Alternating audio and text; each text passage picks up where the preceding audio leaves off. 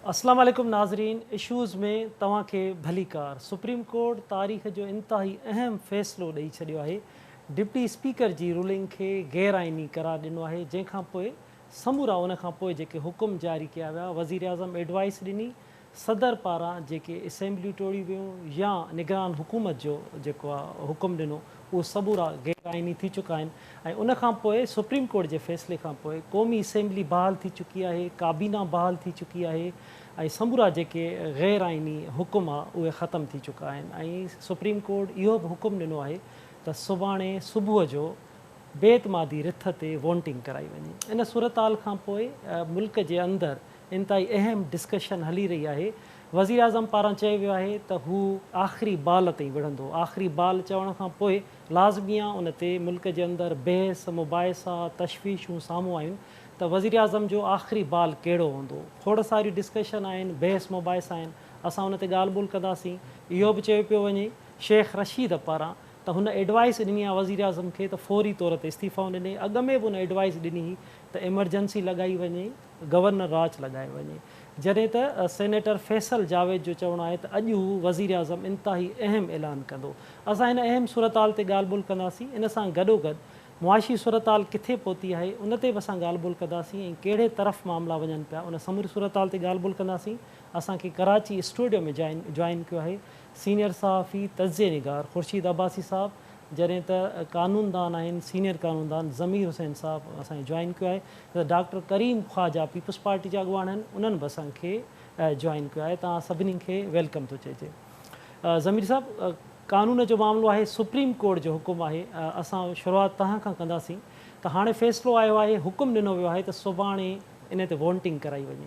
तव्हां छा था सम्झो, इन वोटिंग ते अमल थी सघंदो या जेके ॿिया ऑप्शननि ते ॻाल्हि ॿोल कई थी वञे, इस्तीफ़ाउनि वारे ते अगरि के माण्हू मिसाल तौर ते वज़ीर आज़म या जेकी काबीना आहे इस्तीफ़ा तरफ़ वञे थी त उन खां पोइ कहिड़ो आइनी बुरहान पैदा थी सघे थो, छा थी सघे थो, या हर हाल में वोटिंग कराइणी पवंदी?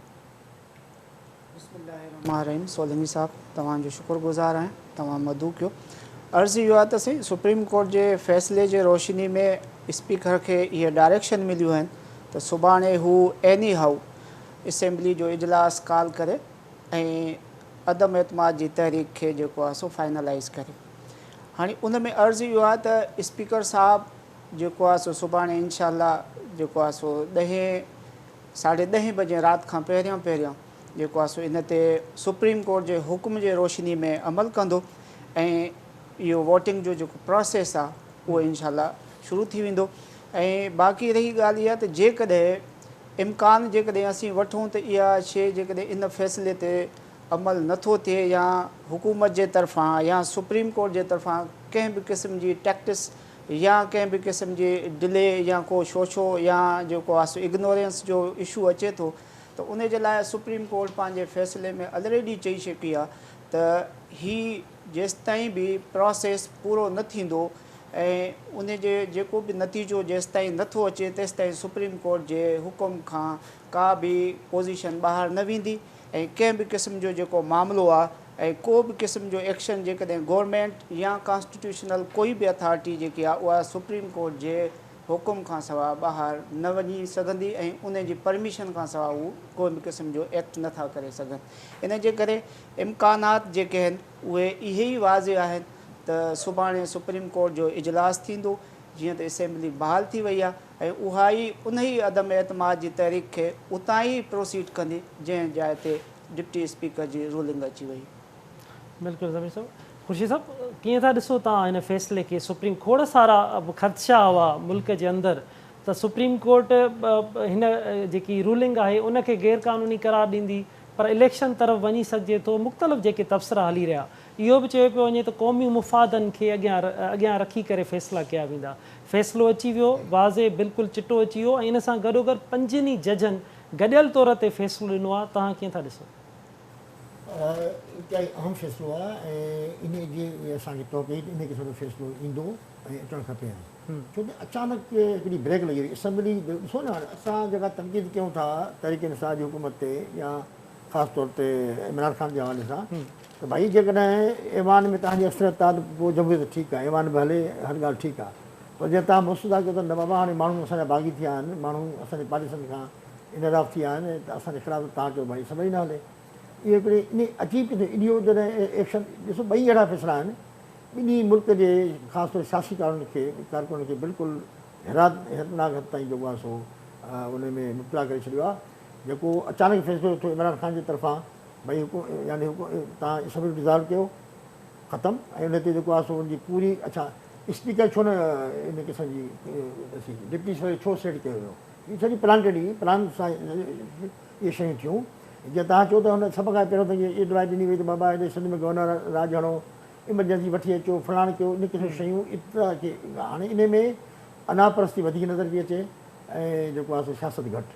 त इन करे जेको इहो मामिलो थियो इहो जॾहिं अचानक फ़ैसिलो थियो त हीअ भई मुल्क आहे उहो कानूनी न आहे ऐं न को शहर आहे जो तव्हां हुनखे इन क़िस्म जा वेही तव्हां फ़ैसिला कयो। ज़ाहिर मुल्क जे हवाले सां हिकिड़ो अजीब क़िस्म जो फ़ैसिलो थियो त अचानक असम्बली में जेको आहे ब्रेक लॻी वञे ख़तमु ऐं इन क़िस्म तंहिंजे करे जेको हीउ फ़ैसिलो आयो आहे इहो मां सम्झां थो इंतिहाई अहम आहे ऐं इन ते अमल थियणु बि खपे। ऐं हिकिड़ी तहरीक अदम तहरीक पेश थी चुकी आहे, तव्हांखे स्पीकर खे ज़िमेदारी त उनखे तहरीक खे कंप्लीट करे, ईअं कोन्हे उन तहरीक खे तव्हां रोके ऐं तव्हां जेको आहे सो पंहिंजा फ़ैसिला कंदो। त मां सम्झां थो त इहो इंतिहाई अहम फ़ैसिलो आहे ऐं सुभाणे इन ते बिल्कुलु हाणे त सुप्रीम कोर्ट जो ऑर्डर आहे, इहे सभु पाबंद हूंदा, पर उनजे बावजूदि जेके सोशल मीडिया ते हिननि जा जेके ख़ासि आहिनि माण्हू तहरीक इंसाफ़ जा MPA या MLA या लीडर आहिनि उहे अञा ताईं माण्हू गुज़ारनि था त वज़ीर आज़म वॾो अहम ऐलान करण वारो आहे ऐं माना हीअ जेका जंग अञा जारी आहे ख़तमु कान थी आहे ऐं इनखे वरी को नए अंदाज़ सां जेको आहे सो प्राइम मिनिस्टर जेको आहे सो उनखे अनाउंस करण वारो आहे। हाणे उहा छा आहे ॻाल्हि सम्झ कान थी अचे त हाणे ऑप्शन कहिड़ा बचा आहिनि प्राइम मिनिस्टर वटि, हिकिड़ो इस्तीफ़ा जो आहे ॾेई सघे थो, पर जॾहिं सुप्रीम कोर्ट जो हिकिड़ो वाज़े हिकिड़ो फ़ैसिलो अची वियो आहे त मां सम्झां थो त ॿियो को रस्तो कोन्हे ऐं उन ते इम्प्लीमेंट थींदो। अच्छा फिर साहब इस्तीफ़ा जी ॻाल्हि जीअं तव्हां कयो था, मिसाल तौर ते चयो थो वञे अहम ऐलान में अगरि ईअं ई कुझु मिंट लाइ वठिजे एग्ज़ाम्पल इस्तीफ़ा ॾेई बि छॾे थो वज़ीर आज़म त डिप्टी स्पीकर बि वियो, स्पीकर बि वियो, त पोइ कीअं प्रोसेस थी सघे थो? मिसाल तौर स्पीकर ई मौजूदु न हुजे खुर्शीद?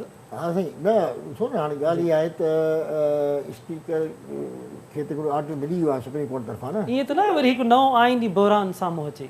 भई कोशिशि इहा आहे त को जेको आख़िरी बाल त हालांकि आख़िरी बाल बि खेॾी चुको जेको इसमें थी, हाणे वरी कहिड़ो आख़िरी बाल जेको आहे वरी ॿीहर उन सां खेॾियो वेंदो। तंहिंजी मसइलो इहो आहे त जेके सुप्रीम कोर्ट खे डायरेक्ट वाज़े ऑर्डर ॾिना आहिनि स्पीकर खे, ऐं मूंखे त इहा इतलाह त स्पीकर ख़ुदि जे इख़्तिलाफ़ हुयो त भई तव्हां इहो फ़ैसिलो न कयो ऐं इन करे जेको डिप्टी स्पीकर खे इन में इस्तेमालु कयो वियो आहे उनखे ख़ासि को जो कारकुन हो जंहिं हिनखे ओके कयो। तंहिंजे करे ॻाल्हि आहे त मुल्क जो मामिलो आहे, मुल्क जी इस्म जो मामिलो आहे। जीअं मां पहिरियों चयो त भई जमहूरियत जेकॾहिं तव्हांजे हक़ में आहे ऐं तव्हांखे पटको ॿधाइनि था पोइ ठीकु आहे, जेकॾहिं तव्हांजे हक़ में न आहे पोइ तव्हांजो त न असां कोन था खेॾूं। तंहिंजे करे इहे शयूं जेके आहिनि ॾिसो न तव्हां ॾिसंदे डॉलर किथे पहुतो आहे वञी, हिन हिकिड़े ॾींहं जे अंदरि डॉलर तमामु वधी वियो आहे। तंहिंजे करे इहे जेके शयूं असांजो ख़र्चो चवनि पिया न भई $200 डॉलर पहुचण वारो हुन ते, त इहे जेके शयूं आहिनि तंहिंजे करे जेके हालात असांजा पहिरीं ठीकु कोन आहिनि, हालात मुल्क जा तमामु ख़राबु आहिनि, महांगाई उरूज ते आहे, अमन अमान जा मामला आहिनि, घणियूं शयूं आहिनि। तंहिंजे करे फुज़ूल क़िस्म जी जंग जेका आहे इक़्तिदारी जंग जेका आहे असां उन में तव्हां उलझी वञो ऐं हिक ॿिए जी अनापरस्ती में, हिक ॿिए जी सियासी मुखालफ़त में तव्हां जमहूरी इदारा तबाह करे छॾियो, तव्हां सियासत ते नेगेटिव क़िस्म जा असरात तव्हां छॾियो, त मां सम्झां थो इहो ख़तरनाक पोज़ीशन आहे। तंहिंजे करे इन ते अमल थियणु खपे ऐं मां सम्झां थो अमल थींदो। बिल्कुलु। अच्छा ख्वाजा साहब, छा था सम्झो अॼोको वज़ीर आज़म जो चयो थो वञे इंतिहाई अहम ऐलान आहे, तव्हांखे कहिड़ो थो आख़िरी बाल नज़र अचे? वाक़ई अहम ऐलान हूंदो, उन में कुझु हूंदो? असल में ही हिन जी जेका मेंटेलिटी हिकिड़ी नेगेटिव मेंटेलिटी हिन में आहे ऐं ही वेंदे वेंदे चाहे थो त सबोटाज कयां सिस्टम के सभु चीज़नि खे, न हुनमें सेंस आहे असेंबली जेको असेंबली जो, न हुनमें सेंस आहे कोर्ट जो। ऐं जेके असांजे दोस्त इहो तव्हां सवाल कयो कि भई अगरि ही रिज़ाइन था कनि था त पैनल ऑफ चेयरमैन हूंदा आहिनि जेके लास्ट सेशन में बि हुआ। अगरि ही जेके स्पीकर ऐं डिप्टी स्पीकर अगरि को हैंकी पैंकी कनि था त पैनल ऑफ स्पीकर्स तहत भी कम थी सघे थो, पर सुप्रीम कोर्ट जो वाज़े ऑर्डर स्पीकर खे ॾिनल आहे। नंबर 1 ॻाल्हि। नंबर 2 ॻाल्हि, हिन मां तव्हां एक्सपेक्ट करे सघो था त हीउ हर चीज़ करे सघे थो ऐं हिन जी जेका आहे सा हिन कैफ़ियत सही कान्हे। जेके सलाहकार आहिनि उहो बि जेंटलमैन कोन्हनि। तो हिन मां मसइलो इहो आहे त सुभाणे स्मूथली कार्रवाई हली थी वञे, जेतिरो रिज़ाइन 140 ॼणनि जे असां ॾींदासीं त उहो स्पीकर इलेक्शन कमीशन खे मोकिलींदो ऐं उहो हिकिड़ो ई सब्जेक्ट आहे। पोइ इलेक्शन कमीशन हुननि खे घुराए करे बि पुछी सघे थी कि भई ही तव्हां छा था चओ। हिन सां गॾु आख़िर में वधि में 30-40 ॼणा रिज़ाइन ताईं ईंदा, हिन खां वधीक कोन ईंदा। पंजाब में बि हिननि जा 20-25 खां वधीक कोन ईंदा ऐं केपी में बि हिन जा 10-15 खां वधीक कोन ईंदा। अच्छा, तो ही चाहे थो त बहरान पैदा कयां जिते किथे, उहो ही करे कोन सघंदो। ऐं जॾहिं इक़्तिदार हथ मां हली थो वञे, पाकिस्तान जी तारीख़ आहे त उहो ख़बर पइजी थी वञे छा आहे। हिन त न जेल ॾिठो आहे, न केस ॾिठा आहिनि, ही त हथ तरी ते हिनखे हर शइ मिली आहे। तो आउं सम्झां थो त हिनखे सुभाणे ख़बर पइजी वेंदी, सुभाणे राति ताईं परीं ऐं अरी कमिंग डेज़ में, त ही जेके मस्तियूं कयूं आहिनि, पाकिस्तान सां खिलवाड़ कयो आहे, कॉन्स्टिट्यूशन सां खिलवाड़ कयो आहे, कूड़ ॻाल्हाई आहे ऐं जेके बि हिन हरकतूं कयूं आहिनि, he has two pay it. ऐं बिल्कुलु पे करणु खपे हिनखे। हिन जो जेको टोलो आहे, सॼो जेको फाशिस्ट टोलो आहे, जेको पाकिस्तान सां खिलवाड़ कयो आहे, कॉन्स्टिट्यूशन सां कयो आहे, असेंबली सां कयो आहे, जो ही मस्ट बी टॉटेड। ऐं पर इहो जेको आहे जेको बि कंदो आउं सम्झां थो ही फेल बि थो थी करे। अच्छा अच्छा, सम्झी सघो था। बी प्लान या ईअं सवली सिंधीअ में चइजे अटकल नंबर 13 ॿी कहिड़ी थी सघे थी? हिन जी हलो तव्हां मूंसां पिया ॻाल्हायो? जी जी हा ख्वाजा साहब, तव्हां सां पिया ॻाल्हायूं। मूं पियो चयो त मिसाल तौर ते इहे मामला साम्हूं था अचनि, जंहिंखे चइबो आहे त अटकल नंबर 13, त छा MNAs खे उते पहुचणु न ॾिनो वेंदो, ॿियो को या ब्यूरोक्रेसीअ खे इस्तेमालु कयो वेंदो, या तव्हां सम्झो था सुप्रीम कोर्ट जे फ़ैसिले खां पोइ ब्यूरोक्रेसी पाणे पोइ हिते हटी वई आहे? ब्यूरोक्रेसी ऐं जंहिंमें ॿई ब्यूरोक्रेसी अचनि थियूं, हरफ़े आम सिविल ऐं मिलिट्री, जी, उहो हिनखे साथ कोन ॾींदी। हिन जा पंहिंजा पार्लियामेंट हिन सां टिच कंदा सुभाणे खां। पंजाब में बि ईअं थींदो, केपी में बि ईअं थींदो, पर ही लखतल इनकाम कोशिशि कंदो त को अहिड़ो कमु करे वञा, को अहिड़ो हरकत करे वञा। पंहिंजो हरकत हिन ॿुधी कूड़ ॻाल्हायो आहे ऐं तालुकात पाकिस्तान जा सॼी दुनिया में ख़राबु कया आहिनि ऐं ही कंदो। हिन ज़हन में ईअं आहे, हिन ज़हनी कैफ़ियत बि इहा ई आहे। ऐं हिन जेके ॻाल्हियूं कयूं आहिनि आवाम सां की आउं सचो आहियां, करप्शन ख़तमु कंदुसि, जयललिता हुई हिंदुस्तान जी जेका सो साउथ इंडिया जी, तमिलनाडु जी जेका सा अदाकारा हुई, लिबर्टी हुई, पहली चीफ मिनिस्टर ठही, उनजा नारा बि इहे ई हुआ त बाबा करप्शन ख़तमु कंदीसि, हीअ कंदीसि। आख़िर में हू करप्शन में जेल में सज़ा काटी ऐं हाणे हू इन दुनिया में कान रही आहे। जेके माण्हू अहिड़ी ॻाल्हियूं कंदा आहिनि, ट्रम्प हो, उनजो ॾिसो पिया छा थो थिए। अहिड़े नमूने तव्हां ॾिसो त दुनिया में जेके हींअर उते जेको ब्राज़ील जो हींअर जेको प्रेसिडेंट आहे, जंहिंजे करे ब्राज़ील जा 6-8 लख माण्हू हलाक थिया आहिनि कोरोना जे करे, उहो बि ईअं हुनजी ट्रम्प हो। तो आख़िर में उन इहो चयो त इहो बैन अवी साज़िश तहत कोरोना जे बसि ब्राज़ील में अंधी वई आहे, जंहिंजे करे 6 लख माण्हू मरी विया या 7 लख माण्हू मरी विया।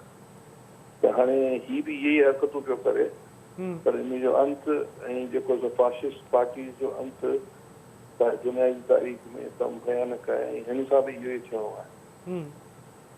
सही, ठीकु आहे ख्वाजा साहब। ज़मीर साहब, ही जेको फ़ैसिलो सुप्रीम कोर्ट जो आयो, इन गैर आइनी करार त ॾेई छॾियो डिप्टी स्पीकर जी रूलिंग खे, त पोइ छा भला अगरि का गैर आइनी करार ॾिनी थी वञे, का बि रूलिंग, को बि फ़ैसिलो, त जंहिं गैर आइनी ॾिनी, गैर कानून ॾिनी, उन जो लाइ सज़ा जज़ा जो बि को अमल थींदो आहे या उहो न थींदो? अर्ज़ी आहे त सुप्रीम कोर्ट में जॾहिं लिटिगेशन वई, ऐं पहिरीं मां अर्ज़ु इहो कयां त हीउ गैर आइनी ऐं गैर कानूनी इक़दाम हुयो, जंहिं ते ऑनरेबल चीफ जस्टिस सो मोटो वरितो। सो मोटो जी जुरिसडिक्शन जेकी ठहे थी, उहा ठहंदी आहे पब्लिक इंट्रस्ट में या जेको आहे सो पब्लिक इम्पोर्टेंस में, त हीउ जेको मामिलो हुयो उन ते सुप्रीम कोर्ट सो मोटो वठी करे इहा शइ त डिक्लेयर कई त हीउ जेको कुझु थियो आहे इहो गैर क़ानूनी आहे। ऐं ऑब्वियसली इहो थींदो आहे त जेको बि गैर क़ानूनी कमु आहे या एक्ट आहे उन जी सज़ा त आहे। हाणे हिन में जेतिरे क़दुरु मुंहिंजी राय आहे त हिन में ईअं थींदो त जेकी नई गवर्नमेंट ईंदी ऐं जेको नओं सेटअप ईंदो इन्हनि तमामु शयुनि खे ॾिसंदो त ही जेकी शयूं सुप्रीम कोर्ट में वियूं ऐं सुप्रीम कोर्ट उन्हनि खे जेको आहे सो एनालाइज़ कयो पंहिंजे जजमेंट में ऐं उन्हनि शयुनि खे इल्ज़ामनि खे जेको आहे सो ख़तमु कयो त जेके इल्ज़ाम लॻाईंदड़ आहिनि उहे हींअर मुजरिम आहिनि ऐं उन्हनि मुजरिमनि जी सज़ा जे लाइ फेडरल गवर्नमेंट जेकी ठहंदी, फेडरल कैबिनेट जेकी ठहंदी, उहा मुंहिंजो ख़्यालु आहे मंज़ूरी ॾींदी। ऐं इन में ज़्यादातर जेके चांसिस आहिनि छो जो आर्टिकल 5 जेको आहे उहो आर्टिकल 6 सां जुड़ियल आहे। बिल्कुलु। ऐं उन आर्टिकल 5 जी वायलेशन जी जेकी पनिशमेंट जो प्रिस्क्राइब थियल आहे उहो आर्टिकल 6 में थियल आहे। त ऑब्वियसली जेकी फेडरल गवर्नमेंट हाणे ईंदी उहा जेको आहे सो आर्टिकल 6 खे इम्पोज़ कंदी ऐं हू पोइ उन जे तहत मुंहिंजो ख़्यालु आहे त जेके बि इन में इन्वॉल्व आहिनि ऐं जंहिंमें डिप्टी स्पीकर आहे या असांजो प्राइम मिनिस्टर साहिबु आहे या कैबिनेट जा मेंबर आहिनि या लॉ मिनिस्ट्री आहे, उन में जेके बि ज़िम्मेदार आहिनि जिन अहिड़ी हरकत कई जेके आइन खे सबोताज करे हिकु गैर मुस्तहकम जेको आहे सो सूरत हाल खे जनमु ॾिनो, जंहिंजे करे इंतिशार फैला थियो, जंहिंजे करे जेको आहे सो सुप्रीम कोर्ट खे इंटरवीन करिणो पियो, त लाज़मी मूंखे लॻे थो त इन में आर्टिकल 6 जे तहत इन्हनि खे सज़ा मिलंदी। अच्छा ज़मीर साहब, सुप्रीम कोर्ट में भला हू मामिलो बि वञी सघे थो जेको सफ़ारती ख़त कम्युनिकेशन केबल जेको चयो थो वञे, त छा इहो इन पासे वञी सघे थो जे हिते जो एॾा मुंझारा पैदा थिया आहिनि त इन जी बि तशरी या इन जो बि जेको हल उते वञी निकिरे? हिकु स्टेज ते फेडरल गवर्नमेंट जे जेको आहे सो वकील ऐं प्राइम मिनिस्टर साहिब जे वकील ऐं प्रेसिडेंट साहिब जे वकील इहा शइ ॾिनी त जेको आहे सो हीउ ख़त जेको आहे इहो जेको आहे इन शइ खे डिस्क्लोज़ थो करे त हीउ आर्टिकल 6 जा मुर्तकिब यानी कि अपोज़िशन वारा, त उन जे लाइ सुप्रीम कोर्ट इहो चयो त इन खे जेको आहे सो तव्हां प्रॉपर फोरम ते वञी करे इन शइ खे एड्रेस कंदा। सो हाणे चवण जो मक़सदु इहो आहे त ख़त वारो जेको असीं मुख़्तलिफ़ सोर्सिस सां ॿुधूं था या सुप्रीम कोर्ट में जेको असीं इन ख़त खे पेश न करणु, इन ते दलाइल न ॾियणु, इहो ईअं ई थो लॻे त हीउ ख़त जेको आहे हिकिड़ो फर्ज़ी ख़त आहे जंहिंखे जवाज़ ॼाणे ऐं अपोज़िशन ऐं जेको आहे सो मुल्क खे जेको आहे सो सबोताज करणो हुयो। ऐं ख़त जेको आहे ख़त हिन वक़्तु का बि अहिड़े क़िस्म जी माना नथो रखे। तव्हां ॾिठो हूंदो त सुप्रीम कोर्ट में जेके क़ौमी सलामती कमेटी जा मिनट्स पेश कया विया उते सुप्रीम कोर्ट इहो जेको आहे सो कयो त जंहिं दफ़्तर ख़ारजा जे माण्हू जो ई ख़त आहे, दफ़्तर ख़ारजा जो जेको सरबराह आहे वज़ीर ख़ारजा उहो ख़ुदि उन कमेटी जो मेंबर न आहे ऐं कमेटी जी का वुकत न हूंदी आहे। असल में इहा शइ नेशनल सिक्योरिटी जो मसइलो आहे त उन ते नेशनल सिक्योरिटी काउंसिल खे जो इशू जेको आहे सो ठहे पियो, जंहिंखे हिननि हाईलाइट ई न कयो आहे, जंहिंमां इहो साबित थो थिए हीउ ख़त जेको आहे सिर्फ़ु ऐं सिर्फ़ु हिकिड़ो शुल्लीअ तौरु पेश कयो वियो, जंहिंखे जेको आहे सो हीउ हुन जो मतिलबु इहो त माना ख़त जो सबबु ॼाणाए करे हिननि खे पंहिंजी नाकामियूं छुपाइणियूं हुयूं ऐं उहा नाकामियूं हिननि जे गले में पहुची वियूं आहिनि। हाणे अव्हां ॾिसो ख़ुदि जेको सुप्रीम कोर्ट जो फ़ैसिलो ॾिनो आहे उन में इहे शयूं साबित थियूं आहिनि त जेके बि एक्ट कया विया आहिनि, चाहे उहो प्रेसिडेंट जे तरफ़ां थियो, प्राइम मिनिस्टर जे तरफ़ां थियो आहे या स्पीकर जे तरफ़ थियो आहे, उहा नल एंड वाइड आहिनि। बिल्कुलु। अच्छा ख़ुर्शीद साहब, जीअं ख़त जी ॻाल्हि थी अचे त हाणे त इहे शयूं बि साम्हूं थियूं अचनि त जेकी सफ़ारती कम्युनिकेशन हूंदी आहे उहा वाइट पेज ते न हूंदी आहे, वज़ीर आज़म वाइट पेज ॾेखारियो पिंक ऐं येलो ते हूंदी आहे। हाणे छा था सम्झो गैर आइनी त खोड़ सारा क़दम आहिनि जीअं केरु बि खणी सघे थो, पर आइनी जेके क़दम आहिनि उन में त हल इहो ई आहे त वज़ीर आज़म साहब अपोज़िशन जो लीडर थी वेही रहे। बिल्कुलु जमहूरियत में इहो तरीक़ो आहे त ज़रूरी न आहे त जमहूरियत में तव्हांखे इक़्तिदार मिले, तव्हां हिज़्ब इख़्तिलाफ़ उहो बि उनजो हिसो आहे क़िस्म जो, उहो थियणु खपे। असल में ॾिसो न हिकिड़ो आहे त ॿाहिरि जो माण्हू इहो मेलो घुमणु तुंहिंजो हुते खिसो कटिजी वियो, जॾहिं वापसि आयो ओट त ॿुधाए की यार इहो जेको मेलो लॻायो मुंहिंजे करे वियो त मां वञा त मुंहिंजो खिसो कटनि। त हाणे जेको जलसो जेको प्राइम मिनिस्टर रखियो इन लाइ त उन ख़त खे लहिराइणो हो, ॾिसणो हो, प्लांटेड सॼी शइ जेका असां प्लांटेड थी आहे। ॾिसो असां कंहिं ॿी सियासी पार्टी जा असां जुमिले नोटनि था ॻाल्हायूं न, असां कंहिं सियासी पार्टी सां न तालुक आहे न कंहिं सपोर्ट था कयूं, बिल्कुलु पर जे ग्राउंड हक़ीक़तूं आहिनि उनखे ॾिसी ॻाल्हाइणो थो पए, मजबूरन ॻाल्हाइणो थो पए त भई तव्हां गेम जेका शफ़ाफ़ खेॾो, तव्हां जमहूरियत खे ख़ाली इक़्तिदारी ॾाकण न सम्झो, पर तव्हां जमहूरी अंदाज़ सां जमहूरी रवैया बि इख़्तियार कयो। जो उन ॾींहुं ख़ुशी साहब जीअं थियो फवाद चौधरी रखे थो आर्टिकल 5 हिकु सेकंड जे अंदरि डिप्टी स्पीकर रूलिंग ॾिए थो, उते ई वज़ीर आज़म साहब जो ख़िताब अची थो वञे, उन खां पोइ वरी सदर साहब असेंबली टोड़े थो हिक खे शइ अचे थी न, त हाणे उन ॾींहं खां वठी माना हिन जदीद दौर में ईअं नथो करे सघे माण्हू। बिल्कुलु मतिलबु मीडिया, सोशल मीडिया, हिकु शइ हर शइ अलर्ट आहिनि, हिकु जुमिलो, हिकु शइ जेका मूवमेंट तव्हांखे नोट थी थिए, तव्हां जॾहिं इहे कड़ियूं मिलाईंदो तव्हांखे नज़र ईंदो त प्लांटेड हर शइ क़िस्म ईअं कोन्हे। हाणे हिकिड़ो ख़त जेको आहे सो हिकिड़ी ॻाल्हि ॿुधो त इहे ॿई जेको आहे सो अमेरिका हिकिड़ी सुपर पावर आहे, हमेशह पाकिस्तान जा तालुकात हुन सां सुठा रहिया आहिनि, ऐं हाणे बि असां उनजे तालुकात खां बग़ैर रही कोन था सघूं। हिकिड़ी हक़ीक़त आहे इंटरनेशनल लेवल, तव्हां मुल्की लेवल जूं जेके पॉलिसियूं तव्हां जूं ॾिसो, मां हमेशह चवां ॿ पॉलिसियूं हूंदियूं आहिनि गवर्नमेंट जूं, हिकिड़ी ख़ारिजा ऐं दाख़िला पॉलिसी, इहे तव्हां उन में का गड़बड़ आहे त मुल्क में मुतासिर थींदो, लेकिन उन में गड़बड़ न आहे, उहे क्लियर आहिनि ऐं बहितर आहिनि ऐं वक़्त जे हिसाब सां नज़ाकत सां हलनि थियूं त मुल्क में तरक़ी थींदी।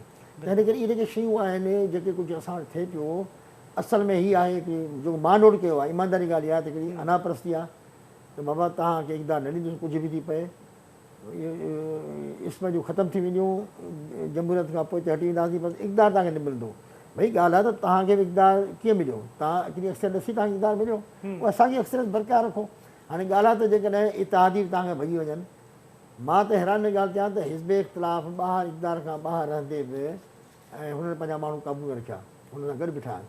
तव्हां इक़्तिदार में रहण जे बावजूदि तव्हांखे जेको आहे सो शीशे जे घर में वेठा हो, हर शइ तव्हांजा माण्हू तव्हांखे छॾे विया, इहा हिकिड़ो हैरान कई ॻाल्हि आहे न इहा।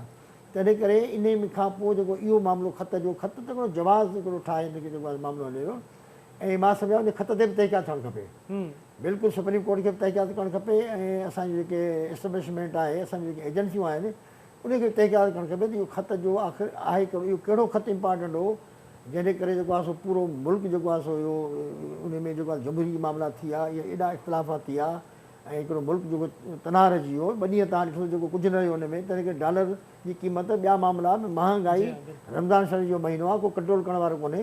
इहे शयूं जेके आहिनि सो मां सम्झां जो को जवाज़ हुअणु खपे, ऐं जेको बि हिन इनवॉल्व आहे उनजे ख़िलाफ़ु कार्रवाई थियणु खपे, ऐं इनखे मामले खे हल थियणु खपे। बिल्कुलु। अच्छा डॉक्टर करीम ख्वाजा, कल्ह इलेक्शन कमीशन जो बि तव्हां बयानु ॿुधो हूंदो, हुननि चयो त असां जल्दी चूंडूं नथा कराए सघूं, तव्हां बि इन समूरी डिस्कशन जो हिसो रहिया आहियो। चूंड सुधारा हिकु वॾो सुवालु आहे, रिफॉर्म्स आणणु, उन में ॿिया मुख़्तलिफ़ जेके डिजिटल वॉन्टिंग थियो, तक जेके थिया उहे थिया, त ज़रूरत आहे चूंड सुधारा थियनि, उन खां पोइ हीउ जेको उनखे टाइम मिलंदो इन दौरान थींदा, या हुकूमत वरी नई ईंदी ऐं पोइ चूंड सुधारा थींदा, हीअ इलेक्शन हिननि ई उन में थींदी त पोइ त वरी 2012-18 वारो मामिलो साॻियो वरी एतिरा साम्हूं अची वेंदा? असांजो ख़्यालु आहे ऑपोज़िशन जो कि जेको चूंडूं सुधारा ज़रूरी आहे, उनखे कुझु टाइम लॻंदो, ऐं ॿी ॻाल्हि इहा आहे त कल्ह वज़ीर आला सिंध बि चई चुको आहे त हाणे लोकल पार्टीज़ जा इलेक्शन आहिनि, 2 महीना खनि हलंदा या 3 महीना हलंदा, उहे जेको अमेंडमेंट्स जेके थींदियूं, जेके ओवर जेके पाकिस्तानी उन जा वोट्स आहिनि उन ते बि इशूज़ आहिनि, ॿिए पासे मिशन जेके ई आणनि पिया उन ते बि इशूज़ आहिनि, ऐं उन में ठगी थी सघे थी, इहे सभु चीज़ूं डेलिब्रेशन थींदियूं, अमेंडमेंट्स थींदियूं। ऐं ॿी जेका ॻाल्हि आहे त जेको आहे सो CC में हिकिड़ो फ़ैसिलो इहो बि थियो कि पंहिंजो छा इहो सेंसस, उन खां पोइ सेंसस ऐं डिलिमिटेशन जी कल्ह वज़ीर आला सिंध बि ॻाल्हि करे चुको आहे, CC में जेको फ़ैसिलो थियो आहे, पोइ इन हिसाब सां त मूंखे 6 महीना कोन थो लॻे, वधीक थी वेंदो। ऐं फ़िलहाल सुभाणे जो ॾींहुं गुज़रे, उन खां पोइ हिन जे ज़हन में छा शरारत आहे उहो ख़बर पए, उन खां पोइ चीज़ूं जेको आहे सो चीज़ूं चिटी थी वाज़े थींदियूं।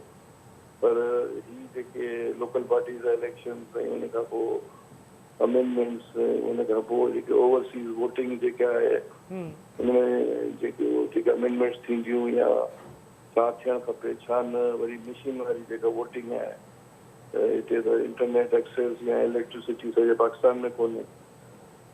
ये सभु चीज़ूं मेरे ख़्याल सां उन खां पोइ अगरि सेंसस बि अगरि उहो थिए थी जेका CC में फ़ैसिलो थियल आहे या उनखे डिले कनि था, उहो आई डोंट नो छा थींदो अॻिते, उन खां पोइ ई माण्हू थी सघे थो। इन हिसाब सां त 6 महीना त एक्सीड कंदो वञी करे। अच्छा ख्वाजा साहब, छा प्लानिंग या मनसूबाबंदी हेठि हूंदो तव्हां वटि त नेब लाज़ आहिनि या मिसाल तौर ते मीडिया लाज़ जेके फासिस्ट लाज़ ठाहिया विया उन में को रदो बदल अहिड़ी प्लानिंग बि हूंदी तव्हां वटि? ॾिसो, फाशिज़म खे त हिननि इंट्रोड्यूस करण जी कोशिशि कई ऐं हिननि कूदेता कयो, हिकिड़ा सिविलियन कूदेता थी आहे, उहा बि ॾिसो जेके हमेशह मिलिट्री तरफ़ां कूदेता थी आहे।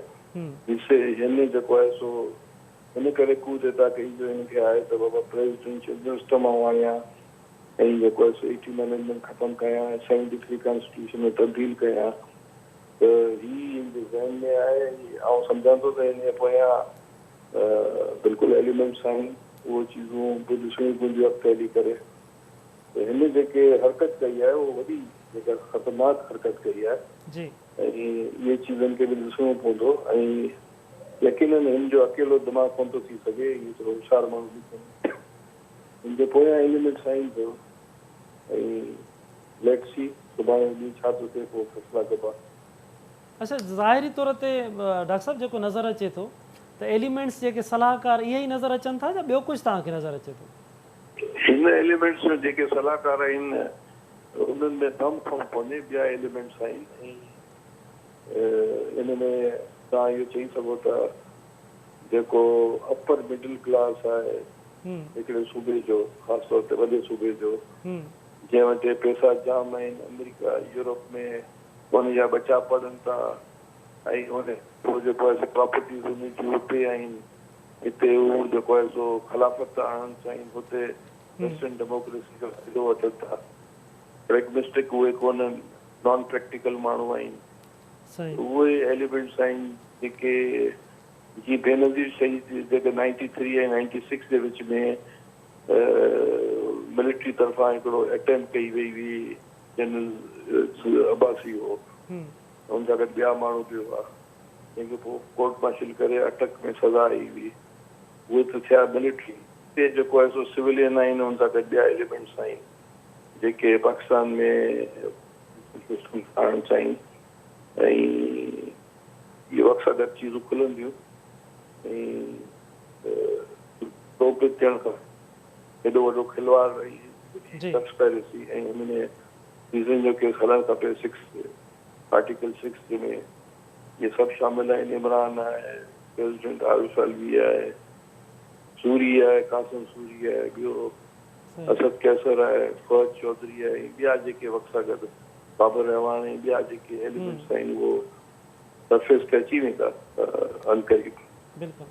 अच्छा ज़मीर साहब, कल्ह को जेको फ़ैसिलो आयो 5 जजिस गॾियल इतफ़ाक़ राय सां फ़ैसिलो ॾिनो आहे, अगरि जजिस में 2/3 थी थो वञे त छा इन जा असर रहनि था त जंहिंजे ख़िलाफ़ु फ़ैसिलो अचे थो उनखे का ताक़त मिले थी?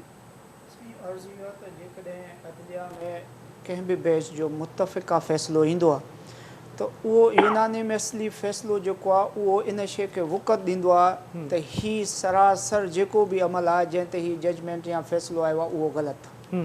ऐं जेकॾहिं राय जेको आहे सो बटिजी वेंदी आहे त पोइ उन में हिकु कुझु उभाम या जेको आहे सो मुख़्तलिफ़ सूरतुनि में मुख़्तलिफ़ गुमान पैदा थींदा आहिनि त हिकु जेको आहे सो जज हेॾे वियो आहे, हिकु जज हेॾे वियो आहे, या 2 जज हेॾे विया आहिनि या 3 जज हेॾे विया आहिनि। पर हीउ जेको यूनानिमसली फ़ैसिलो आहे, मुतफ़िक़ा फ़ैसिलो आहे, इहो इन शइ खे वुसत ॾींदो आहे त जेको बि मुदो असां वटि आयो आहे जंहिं ते असीं हियरिंग करे हीउ फ़ैसिलो ॾिनो आहे उहो सरीहन इन ॻाल्हि जो क्लियर कट जेको आहे इशारो हूंदो आहे त हीउ मुतफ़िक़ा फ़ैसिलो जेको आहे इहो इन शइ ते जंहिं ते ॾिनो वियो आहे इहा शइ सरीहन ग़लति आहे। सही। अच्छा खुर्शीद साहब, ही जेके MNAs आहिनि, मिसाल हाणे हिन सूरत हाल खां पोइ जेके चयो पियो वञे मुनरिफ़ आहिनि, वफ़ादारियूं मटायूं अथनि, इन जे अंग में अञा बि इज़ाफ़ो थींदो या हाणे उनजी ज़रूरत न आहे, अंग पूरो आहे उन्हनि वटि? न, अंग त पूरो आहे उन्हनि वटि, पर तव्हां ॾिसो त इन जेको मामिलो थियो असैम्बली तइ थी, उन खां पोइ ॾिसो त केतिरा माण्हू साम्हूं अची विया। ख़ुदि साबिक़ु गवर्नर पंजाब जेको कहिड़ी कहिड़ी ॻाल्हियूं कहिड़ा कहिड़ा इल्ज़ाम हुया ऐं ॿिया भेण केतिरा ई जेके आहिनि सो मैदान में थी विया आहिनि ऐं आया हूंदा हुया बल्कि कल्ह जेके इन जे अदालती फ़ैसिले खां पोइ जेका ख़ुशी अपोज़िशन मल्हाई तमामु जेका उन में जेके बाग़ी हुआ उन्हनि बि तरह ख़ुशी मल्हाई उन्हनि जे बि क़िस्म जा जेके सो सोशल मीडिया ते भंगड़ा ॾिठा विया त ॻाल्हि इहा आहे त इहो सॼो मामिलो जेको आहे सो इमरान ख़ान खे संभालणु खपे ऐं हुनजा पंहिंजा माण्हू इहो वॾो सुवालु आहे हुनजा पंहिंजा माण्हू बाक़ी छो थिया इहो इन में कोई हिज़्ब इख़्तिलाफ़ जो त कोन्हे भई हिज़्ब इख़्तिलाफ़ त मिसाल के MQM सां गॾु पीपुल्स पार्टी कोई इतिहाद करे कटे वई इहा ठीकु आहे सियासी दाव पेच थींदा आहिनि तव्हां पहिरियों तव्हां हुनखे असरा न तव्हां वटि आया हाणे हिननि असरा हिन वटि आया इहो थींदो आहे पर ॻाल्हि जेके तव्हांजा पंहिंजा माण्हू आहिनि जेके तव्हांजे इनजे तहरीक इंसाफ़ झंडे ते खटे आया उहे बाक़ी छो थिया या उन्हनि जे जेके सपोर्ट करण वारनि में इज़ाफ़ो छो पियो थिए इहे शइ इहो हिकिड़ा वॾा सुवाल आहिनि तंहिं करे इमरान ख़ान साहिब खे पंहिंजी पार्टी तरफ़ ॾिसणु खपे पंहिंजे किरदार तरफ़ ॾिसणु खपे पंहिंजे फ़ैसिला तरफ़ ॾिसणु खपे त जीअं इहे सभु शयूं जेके आहिनि सो मां नथो सम्झां इहे जेके तव्हांजा अंदरूनी इख़्तिलाफ़ इन करे पाकिस्तान में जमहूरियत मुतासिर थिए ऐं जमहूरियत खे को नुक़सानु पहुचे तंहिं करे इहे सभु शयूं जेके आहिनि सो ज़ाहिर आहे त हर को सियासी क़ानून बि सम्झे थो हिज़्ब इख़्तिलाफ़ वारा बि सम्झनि था त आख़िर इहो गड़बड़ घोटालो किथे आहे तंहिं करे इहे वॾा सुवाल आहिनि ख़ुदि इमरान ख़ान जे लाइ सुवाल आहिनि इहे अच्छा बिल्कुलु अच्छा ज़मीर साहब इलेक्टोरल लॉज़ जी ॻाल्हि थी कई वञे छा था सम्झो तव्हांजे ख़्याल मुताबिक़ अञा हिन में बहितरीअ जी ज़रूरत आहे त जीअं असां वटि निज़ाम अञा बहितर अंदाज़ में अचे ईंदड़ वक़्त में साफ़ ऐं शफ़ाफ़ चूंडूं थियनि अर्ज़ु इहो आहे त इहा जेको ॻाल्हि आहे उहा सुप्रीम कोर्ट में कल्ह ज़ेर हियरिंग में बि ज़ेर बहस आई शहबाज शरीफ़ साहब बि ऐं भुट्टो साहब जेको आहे पंहिंजो बिलावल भुट्टो ज़रदारी साहब उन बि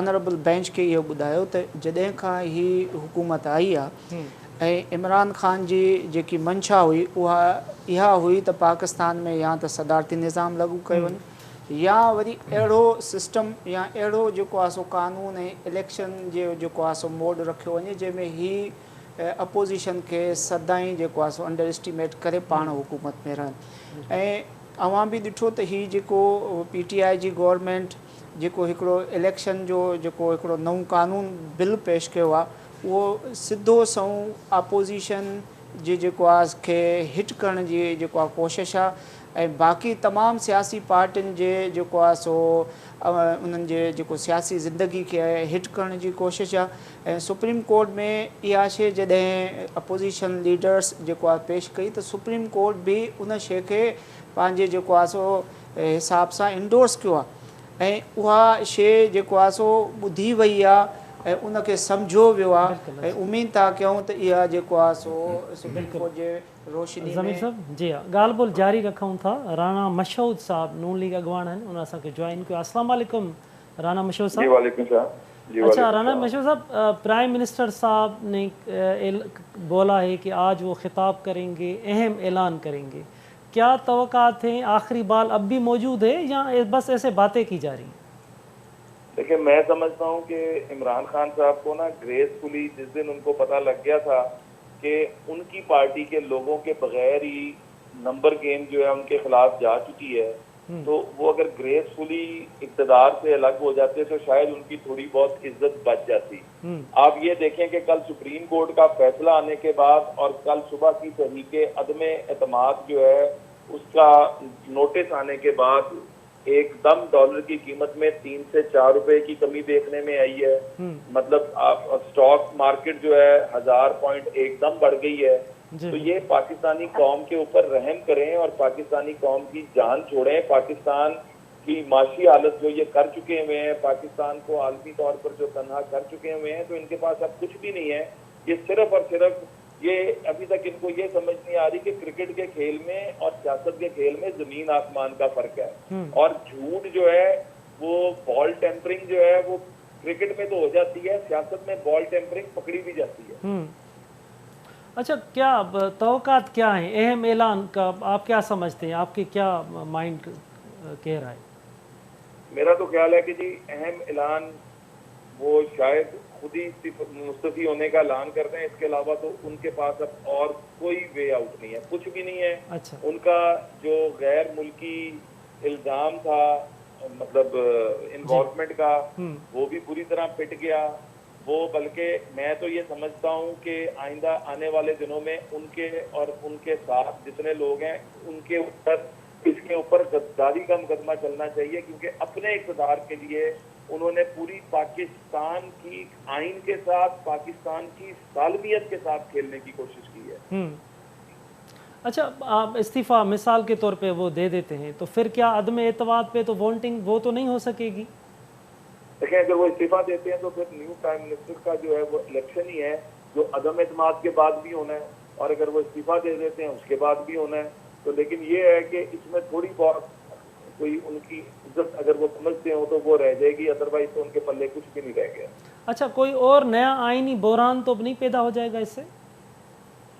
देखें, ये वो लोग हैं जो किसी भी हद तक जा सकते हैं इक़्तिदार के लिए। ये तो पूरी कौम ने देख लिया। अपने इक़्तिदार के लिए 2018 में कंटेनर पे खड़े होके ये वही शख्स है जो कहता रहा कि जी आज इतनी विकटें गिर गई, आज इतनी विकटें गिर गई। और जब इसके अपने लोग इसकी करप्शन देख के इसको छोड़ना शुरू हुए, फराज चौरनी की करप्शन देख के, पिंकी पीरनी की करप्शन देख के, उस्मान बुज़दार की, परवेज खटक की, किस किस का नाम लें, और सबसे हिस्सा इनको पहुंचता था।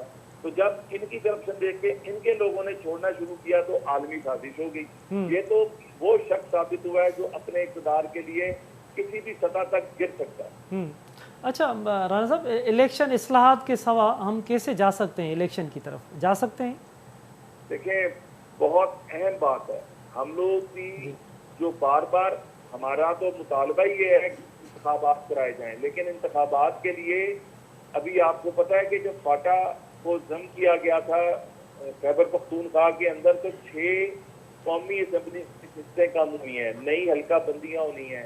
मर्दमशुमारी इलेक्शन कमीशन ने इन नाअहलों को जो जानबूझ के ये इग्नोर करते रहे, 17 लेटर लिखे कि जी ये आईनी तकाजा है, इसको पूरा करना है, इन्होंने पूरा नहीं किया। तो ये सारी चीजें पूरी करके बिल्कुल इलेक्शन होना चाहिए। कौम पाकिस्तान का मुस्तकबिली एक फ्री एंड फेयर साफ सुथरा इलेक्शन, जिसमें जो अवाम के वोटों से मुंतखब होकर आता है वो फिर IMF से भी डील करे, वर्ल्ड बैंक से भी करे, मईशत को भी खड़ा करे, और इस तरह के चोर इमरान खान और उसके चोरों को जो है निशाने इबरत बनाए। अच्छा राना साहब, अगर ये ख़त वाला जो कम्युनिकेशन का सफ़ार की बात कर रहे थे, तो अब ये मामला कहाँ जाएगा? इसके बिल्कुल एक कमीशन बनेगा, एक कमीशन बनेगा जो इसकी इंक्वायरी करेगा। जो जिम्मेदारान है, मैं आज आपको बता रहा हूँ, आर्टिकल 6 के तहत उनके खिलाफ कार्रवाई होगी और इस दफा किसी को छोड़ा नहीं जाएगा। अच्छा, ये कल का जो फैसला आया है इसमें डिप्टी स्पीकर की रूलिंग तो गलत करार दी गई है। सज़ा जज़ा का राना साहब कोई है इसमें अमल दखल? देखिए, बात यह है कि वो जो मैंने बात की ना कि अब जो एक कमीशन, इंक्वायरी कमीशन बनेगा वो करेगा, क्योंकि जो स्पीकर और डिप्टी स्पीकर जो वहाँ पर बैठकर फैसले करते हैं उनको इस्तिस्ना हासिल होता है। और लेकिन ये नहीं है कि वो मादर की तरह आजाद फैसले हो सकते हैं। कल जिस तरह कोर्ट ने कहा कि बिल्कुल हम इंटरफेयर इस तरह कर सकते हैं, कल कला तो सिंध हुकूमत जो है, सिंध असेंबली, वो अगर ये डिक्लेयर कर दे कि इमरान खान जानी है और इसका जो लॉस एंजलिस के केस का फैसला है उसके अंदर इसको कोड़े मारे जाए, तो ये मतलब इसके अंदर कहीं ना कहीं एक बैलेंस तो रखा जाता है। तो इसलिए उस बैलेंस को रखते हुए एक इंक्वायरी कमीशन बनेगा और इंक्वायरी कमीशन दूध का दूध और पानी का पानी करेगा। मेहरबानी राना मशहूर साहब, आपने KTN न्यूज़ को वक्त दिया। डॉक्टर करीम ख्वाजा, तव्हां राना मशहूर जी ॻाल्हि ॿोल ॿुधी। ही जेके सियासी तारीख़ पाण पाकिस्तान जी वठूं था, त ही जेके 10 साल रहा, ही 4 साल जमहूरी प्रोसेस जो ही मुंहिंजे ख़्याल में ही टाइम रहियो, उन खां पोइ हू जेको वॾो अरसो हुन जो रहियो आहे, त भला हाणे इन जेको जमहूरी प्रोसेस आहे उमेद रखी सघिजे थी त इन में अॻियां इहो वधंदो, साफ़ शफ़ाफ़ चूंडूं थींदियूं? ॾिसो, असांजी जयपुर सर्वाइवलिटी कम से कम नंढनि सूबनि जी, ग़रीब माण्हुनि जी, सॼे पाकिस्तान जी, डेमोक्रेट्स जी, इंसाफ़ पसंद माण्हुनि जी डेमोक्रेटिक प्रोसेस आहे। जेकॾहिं डेमोक्रेटिक प्रोसेस नथो हले 73 कॉन्स्टिट्यूशन जे तहत ऐं फॉक्सिस ऐं वुल्फ्स अची था वञनि, पोइ त पाकिस्तान सभई पासे वेठो वञे। असां उमेद रखूं था, असीं ऑप्टिमिस्ट आहियूं ऐं पाकिस्तान जे जेके 172 सालनि में पाकिस्तान जे माण्हुनि इन्ही ख्वाब जे लाइ जदोजहद कई है इन ख्वाब जे लाइ हज़ारे माण्हुनि पंहिंजी जानियूं ॾिनियूं आहिनि, जंहिंमें असांजा ज़ुल्फ़िकार अली भुट्टो शहीद, बीबी शहीद ऐं हज़ारे ॿिया माण्हू शहादतूं ॾिनियूं। 72 सालनि में इज़राइल में विया, जेलनि में विया, जंहिंमें बंगाल खे बि असीं शामिलु कयूं। इन लाइ कईसीं न कि भई हिते रूल ऑफ लॉ हुजे, बराबरी हुजे, टॉलरेंस हुजे, माण्हुनि जी तरक़ी हुजे। जी सॼी दुनिया में जेके डेमोक्रेटिक कंट्रीज़ में सिस्टम आहे उहो हले, न के को ख़िलाफ़त हले, न के को एक्सट्रीमिस्ट हुजनि, न के को जेको फंडामेंटलिस्ट हुजनि, न के को इनटॉलरेंस हुजे माशरे में। इग्लिटेरियन सोसाइटी जी स्ट्रगल जेका आहे जिना खां वठी करे भुट्टो शहीद, ज़ैन अज़ीज़ ऐं ॿिया जेके माण्हू, मूंखे उमेद सुठी आहे ऐं असां इहो सम्झूं त कंहिं बि सूरत में मुल्क में बॉक्सिस ऐं वुल्फ्स न बिल्कुलु डॉक्टर साहब बिल्कुलु। अच्छा खुर्शीद साहब, तव्हां खां मुआशी सूरत हाल, भला ही सियासी इस्तेकाम मामला सिधा थी था वञनि, मुआशी बहितरी अची सघे थी, दुनिया सां असांजा राब्ता बहाल थी सघनि था, वर्ल्ड बैंक आहे, IMF आहे, ॿिया मामला आहिनि? बिल्कुलु थी सघनि था। ऐं ज़ाहिर आहे त ॾिसो न, यानी असांजा जेके सियासतदान आहिनि, ख़ासि हिज़्ब इख़्तिलाफ़ में तजुर्बेकार सियासतदान आहिनि, उनजा जो किरदारु आहे जेके हाणे करप्शन जो इल्ज़ाम मां असांजो को बचियो कोन्हे। हाणे जीअं त करप्शन जो इल्ज़ाम न लॻंदो हुजे पाकिस्तान जे अंदरि, असां हुन ते ॻाल्हि कोन था कयूं। बिल्कुलु जो करप्ट माण्हुनि खे सज़ा मिलणु खपे, करप्शन खे रुकणु खपे, लेकिन हितां जो आम माण्हू जेको आहे उनजी जेका ज़िंदगी आहे, उनजी लाइफ जेका आहे, उनखे त कंहिं तरीक़े सां तव्हांखे मैनेज करिणो पवंदो, उनखे कुझु न कुझु तव्हांखे उनखे ॾिसणो पवंदो। तालीम जो मामिलो आहे, सिहत जा मामला आहिनि। ऐं ज़ाहिर आहे ॾिसो, ख़ारजा पॉलिसी त ईअं आहे त जेकॾहिं नई हुकूमत का बि अचे थी पई, तव्हां यादि आहे त भुट्टे साहिब जो जेका पहिरीं इलेक्शन थी, वरी हिन डिमांड थी जेको 9 सितारे तारीख़ हली त भई ॿीहर इलेक्शन करायो, त मूंखे यादि आहे भुट्टे साहिब चयो बाबा इलेक्शन सां जेके पूरो मुल्क लुॾी थो वञे, माना एॾो उन में वॾा असरात आहिनि हुनजा, पैसो अलॻि ख़र्च थो थिए ऐं ॾाढा मामला ॾुखिया हूंदा आहिनि। तंहिंजे करे हीअ इलेक्शन जे 5 साल पूरा थियणु खपनि। इहो जेको 1.5 साल बि नई हुकूमत खे मिलंदो, शायदि हुन में कुझु शयूं ठीकु थी वञनि। ऐं जॾहिं शइ ठीकु थी वेंदियूं, ख़ासि तौर अगरि महांगाई कंट्रोल करण में कामयाबु थी आहे त यकीननि जेको आहे सो हुनखे। बिल्कुलु साहब, वॾी महिरबानी तव्हांजी, तव्हां KT न्यूज़ खे वक़्तु ॾिनो। ज़मीर साहब तव्हांजी महिरबानी, डॉक्टर करीम ख्वाजा साहब तव्हांजी महिरबानी। नाज़रीन, असांखे राना मशहूद साहब वक़्तु ॾिनो। इंतिहाई अहम सूरत हाल ते ॻाल्हि ॿोल थी, सभिनी जो मुतालबो साम्हूं पियो अचे, तज़िये निगारनि जो, कानूनदाननि जो, सियासतदाननि जो। आइन खे, कानून खे अॻियां रखी क़दम खिया वञनि। सुभाणे ख़ैर ख़ैर सां अदम एतमाद ते वोटिंग थिए, सियासी हुकूमतुनि जो रदो बदल आइन ऐं जमहूरियत खे अॻियां रखी कजे, त जीअं मुल्क जे अंदरि मुआशी प्रॉब्लम्स पैदा थिया आहिनि उहे बहितर थी सघनि। अगरि नयूं इलेक्शन्स तरफ़ अगरि कुझु वक़्त खां पोइ वञिजे थो त चूंड सुधारा साम्हूं हुजनि, त जीअं साफ़ ऐं शफ़ाफ़ चूंडूं थी सघनि। वर नवनि इशू सां गॾु ॿीहर गॾूंदासीं। तेसिताईं पंहिंजे मेज़बान असलम हैदर खे ॾींदा इजाज़त। अलाह।